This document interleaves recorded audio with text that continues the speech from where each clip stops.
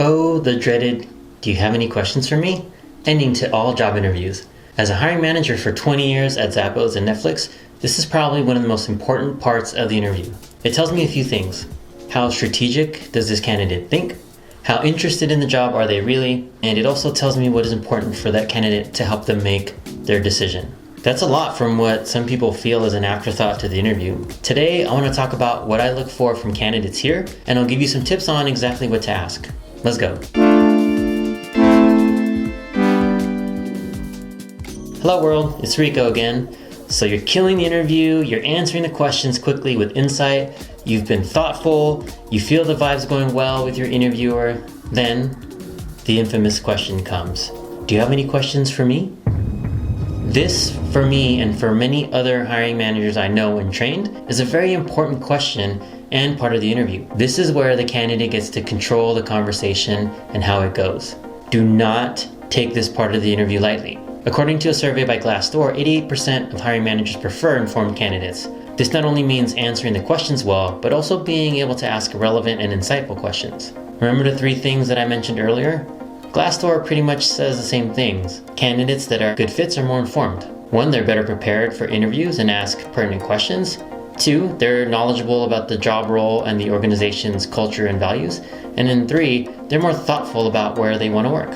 So, knowing I'm not the only one that looks for these things, let's get into how you can make this part of the interview as impactful as possible. So first, ask questions about the role or even the organization the role sits in. Most career coaches will give you their canned question of, what does success look like in the role 3, 6, and 12 months? I think that's an okay question. Every other candidate probably asks the same question for this role. Instead, think a bit more deeply. Use this time to figure out what you'll have to prioritize in your first 90 days. And my version of that question is, what's been the biggest challenge for the team or organization to this point? I like this question better because it reframes the interviewer's thoughts. It really is the challenge they're facing. The difference in these questions can be success looks like increasing conversion by 10%. That's what it looks like. Challenge question could be, we've been facing a decline in traffic and implementation is stalled. We're trying to figure out how to address both. So for me, this tells me more specifically what I need to tackle in the first 90 days. You see the difference?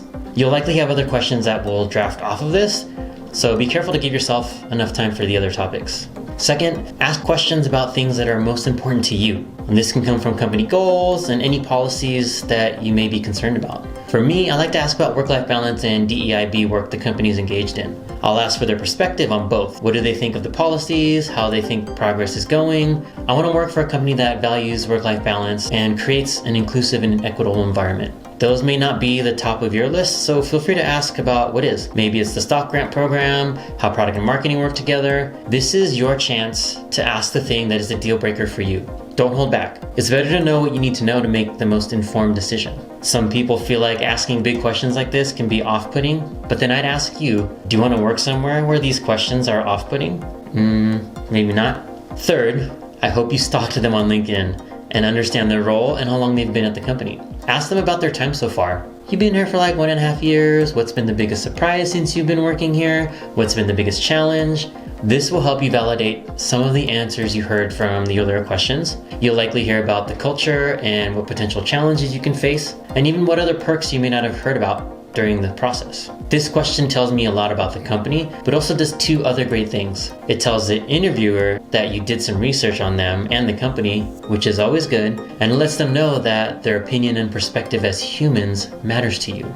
You want them to feel like you're listening and you care about what they're saying. And fourth is a bonus tip. You likely had a recruiter or recruiting coordinator working with you. Ask them the same question about what it's been like for them at the company. What's been the surprise? What's been the challenge? People teams are at the center of company culture. Use these seemingly fleeting moments to your advantage. It'll also leave a lasting impression on the coordinator that you are interested in their thoughts and perspective. In the same vein, if you're a hiring manager and the candidate treated your recruiter or coordinator badly, please pass on them.